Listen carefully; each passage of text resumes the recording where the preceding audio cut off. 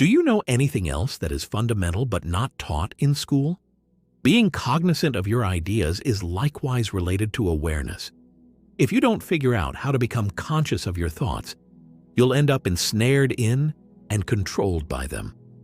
And that is what happens to countless millions of people across the world. They have become completely absorbed in their own ideas to the point where they have no awareness of anything outside of their own minds. Consciousness, then, extends beyond the rational mind in every individual. Why isn't that something that students learn in class? Let me break it down for you. A lot of the time you think. You can think, though. Very few people are able to think continuously. In other words, they're constantly thinking and talking to themselves. But there's also the chance of experiencing a different level of awareness that, according to some, is either the foundation of all your thoughts or the room where they originate and end. Whatever you choose to call it, it is the aspect of being fully present and aware. We also live in a society where ideas and concepts in the mind are seemingly dominating every aspect of daily life. You are not required to regain the profound depth that has been so tragically lost in all people. It is all up to you to find it. Achieving and finding are two very different things. Obviously, time is required to accomplish anything, but to find something is to acknowledge that it already exists. As a result, you learn about the part of yourself that exists as awareness in the space between ideas.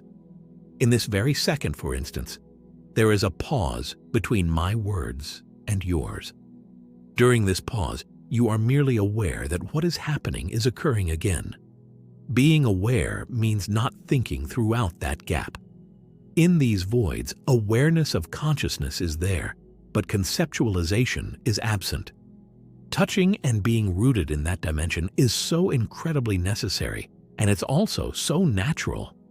It's unbelievable that everyone doesn't know this, but it's the most important thing for humans. All the wise professors mentioned it.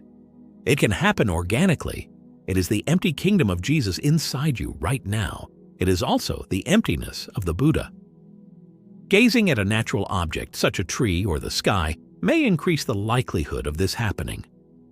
From the very first glance at the sky, a landscape, a tree, or a flower, you might not be able to put any ideas into your head about what you're seeing. For a brief moment, all that exists is sensory perception and the awareness of that perception. Pause for a few seconds and gaze up at the sky. Then, as is typical, the mind steps in and offers some commentary. It develops the idea. That's perfectly acceptable. But try to record the exact second that an awareness emerges in your senses. Once you seize the initial instant, you'll notice that there is a momentary absence of conceptualizing lasting 2 or 3 seconds. All you're doing is feeling it. Is there any truth to the claim, though? Perception is impossible apart from awareness, the beacon of consciousness. Because of this, you should pay close attention if you see something novel or hear a sound that pops up out of nowhere. The mind may try to decipher the emerging sound, but you must remain vigilant and attentive in order to do so. For the initial few seconds after hearing a sound, the mind does not process or communicate anything about the sound. All that exists is the auditory impression. The next step is to analyze the results.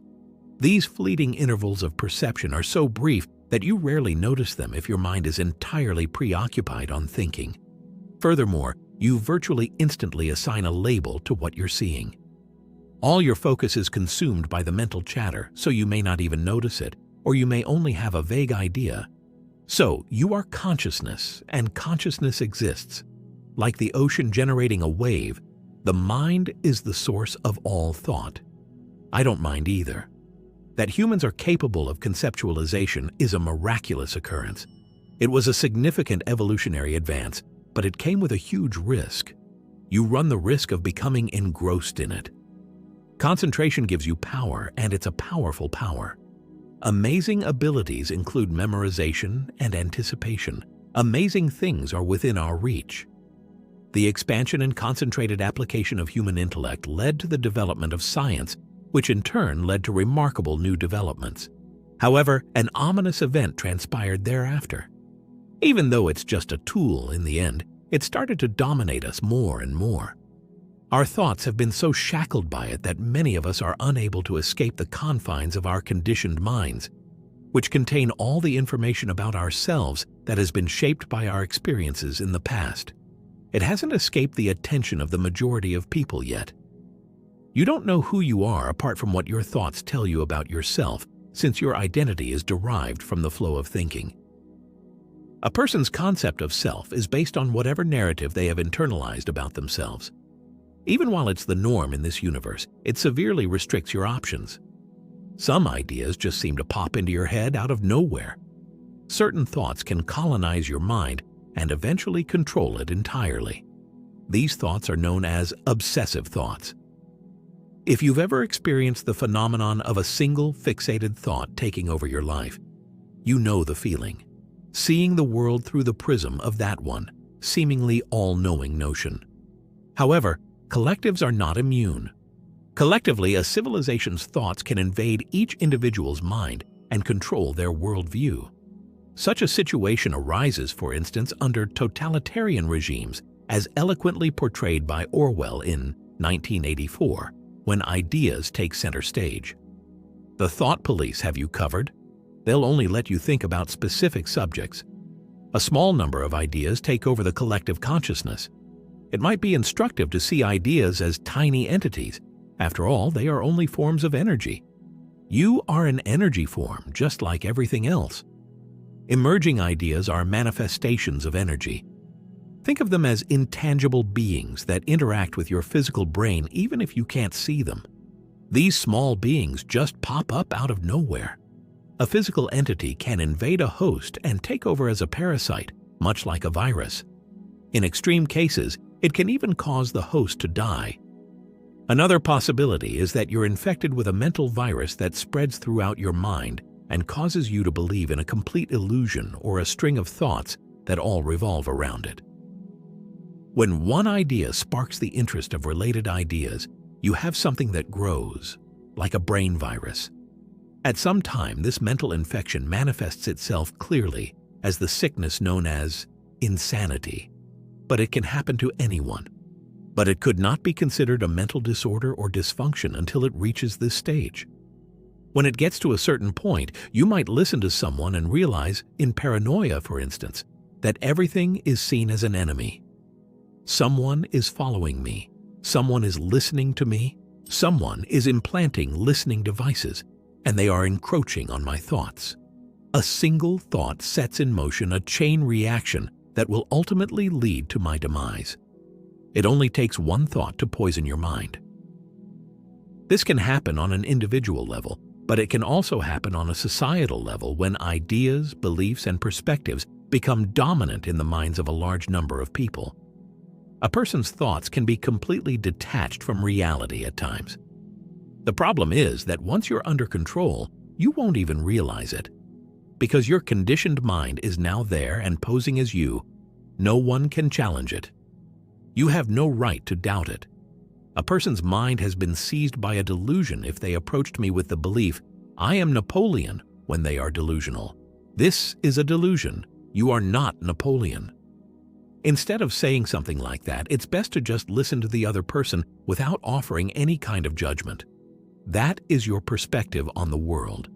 And maybe you can find a way to relate to that someone in order to gain some insight. If that glimmer of insight ever does come, then perhaps there is hope for recovery. There is an instant rift when you reject a delusion. Therefore, I refrain from talking about what I see as common misconceptions in this modern world. It's pointless. Humans develop a mental immunity to the virus infection when the most crucial thing is to help them uncover the awareness dimension. The only way to protect yourself from the weird ideas that are bombarding you in today's world, from your electronics, to mainstream media, to social media and beyond, is to remain vigilant. Thought forms are constantly pouring into your head. Do yourself a favor and divert your gaze to a plant or the sky if you can't help but spend less time there. Therefore, being aware is your sole defense against having your ideas control you. If you let dysfunctional thought patterns control your thoughts, you will eventually lose the ability to think rationally, even while you are still thinking. You are spiraling downward because you can't handle things rationally anymore. What matters most is coming to terms with the fact that there is a more fundamental aspect of yourself, the dimension of present or awareness, than just thinking. You may see your mental processes from that vantage point, and as your awareness grows, you will find it harder to let certain thoughts control you. Of course, you're still thinking. Your opinions, which are really just thoughts, remain. Your identity is no longer defined by your opinions, whether they be political or otherwise. All they are is opinions. Your sense of identity is no longer tied to whether you think this to be true or not. What matters is that you believe it. Realization has replaced your sense of identity. You embody awareness. Since your identity is not based on your viewpoint, opinion, or thoughts, the other person who has a different perspective is no longer your enemy. People that think differently from you are your enemies if your thoughts define you. That's just the way it is, crazy as it is. It's the fundamental flaw in human nature, and it manifests itself in individual and social ways. That you have this innate capacity to tap into and explore a higher level of consciousness is the single most important thing to take away from your educational experience. Being mindful of your thoughts will lead you to it. Most significantly, when you become aware of your regular thoughts, you will also become aware of yourself as a conscious existence, not as an artificial construct of your mind. Realizing that a lot of your internal thought process is not only superfluous, but also essential and wonderful, is a common habit to engage in. However, a great deal of it is not only superfluous, but it also harms your health, happiness, and overall well-being. To a large extent, such kind of thinking is detrimental to your well-being, vitality, joy, and creativity. Remember that worrying serves no use whenever you find yourself fretting. Worrying about something has never helped anyone solve it. When you worry, it's because you desire to worry more than a solution. You are your thoughts in that instant. The mind is like a wave. It wants to keep going. I just can't seem to get the anxious thoughts to stop. Rather than die, they would rather remain anxious thoughts, laughs. Even more damaging ideas have the potential to ensnare you in vicious cycles of negative thinking. It is common for therapists to encounter clients who have reached a place in therapy where they may be able to go beyond. Subsequently, massive opposition emerges. Those thought patterns aren't interested in dying. They'd rather remain, laughs. So they're avoiding going beyond. When you let your mind wander to negative, destructive, or pointless places, you deprive yourself of the opportunity to enjoy the beauty and vitality that surround you at all times. You must possess at least a rudimentary level of consciousness in order to discern that this is indeed the case. When you wake up at 3 in the morning in the middle of the night, anxiousness becomes a problem. Then why does it come up? A problem is not presented to you when you are warm and cozy in bed. Rather, it is created by your thoughts. Anxiety is something that arises from inside. At that point, you'll be able to let go of ideas that you've come to see as harmful to yourself, laughs, and those around you, in addition to being superfluous. Despite your disinterest and lack of necessity, it is gaining steam. So how do you stop thinking about something that just won't budge? After you realize its only purpose is to bring you misery, you'll come to terms with the fact that it serves no practical use whatsoever. Anxiety is never beneficial and always acts as if it's essential, but it's not. Sitting quietly and asking yourself, "What's the situation? What can I do about it?" is the first step toward effective focused thinking. Contrarily, worrying is entirely unproductive and harmful to one's well-being. By recognizing its dysfunctional character and shifting your focus elsewhere, you can break free once you've realized this. Yes, that is doable. It is a deliberate decision. There's no real challenge. You detach yourself energetically from the ideas. Here, the vital force is awareness. You detach yourself from the thoughts, your consciousness, and channel it into something else, like your senses, the environment, or your breathing. Being in tune with your breathing is a great way to tune into the vital energy that flows through your entire being. Taking your focus off of your thoughts and onto your inner body is as simple as becoming aware of your breathing. As soon as you tune in to your inner vitality, your mind starts to relax. Remove its awareness and focus, and it will perish. It will make numerous attempts to recover that state of consciousness.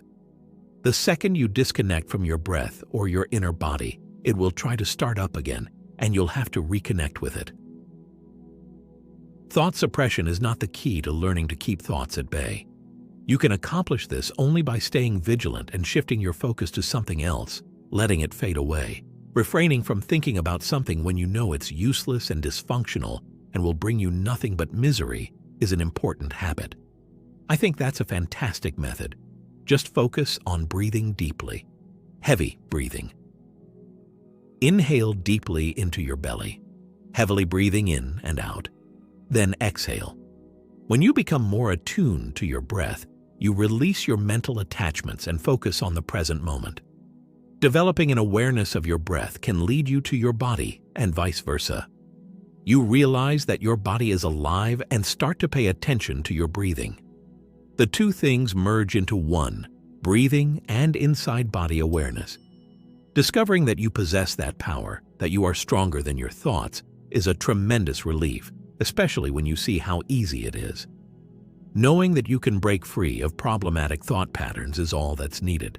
Feel the vitality as you inhale and exhale. Not the story you're telling yourself, but that's you. Laughs. The intellect that permeates your body and keeps its molecules together for a while is consciousness. In that state of mind exists the entirety of your identity. That's the real you, not the imagined version. At the tail level, it becomes secondary and irrelevant. Feel free to work on refining your story if you so desire. Efforts to improve your life in superficial ways are also valid. In the end, though, you shouldn't try to pin your sense of self on this superior narrative. That won't work. Right here is where you discover your true identity. When you let go of your thinking mind, you don't really become unconscious. Rather, you have a heightened awareness of your true nature and merge with it. Within you, the force of consciousness blossoms. It's stunning. Your appreciation for it grows. A strong sense of presence or awareness grows within you. Then it stops being a burden and starts being productive and focused. This is how I phrase it sometimes. When you let go of your mind, it can no longer bring you misery. When you understand that your negative emotions stem more from your internal narrative than from external events in your life, you will no longer be able to let your mind bring you misery. Your internal story, rather than your external circumstances, is the root cause of your misery. Realizing this leads to a great sense of freedom. Ask yourself, where does the unhappiness arise? Whenever you're feeling down, what gives it its origin? Would you say it's the situation itself or the narrative I'm crafting in my head? For the most part, it's the plot. Unhappiness is created by the unobserved mind. In addition to generating what we may term evil in this world, the undetected mind is the source of all misery. Very unconscious people's minds are the unnoticed mind. People who are deeply unconscious, meaning they aren't paying attention, are responsible for all the evil in the world. The next phase is to transcend humanity's dysfunctional condition and start awakening to that deeper or higher level of consciousness. At this very moment, the chance exists. Things are going to spiral out of control unless we wake up. Because evolution in humans is contingent upon reaching critical mass, we have indeed arrived at that moment. This change is taking place because it is imperative that it do so at this very moment. May whatever it is that this adventure ignited in you serve as a springboard for personal growth. If you're interested in continuing your own path of self-discovery and mindfulness, then subscribe to our channel and hit the like button. Join me in appreciating the wonders of the here and now as we discover the boundless happiness that lies beyond our egos.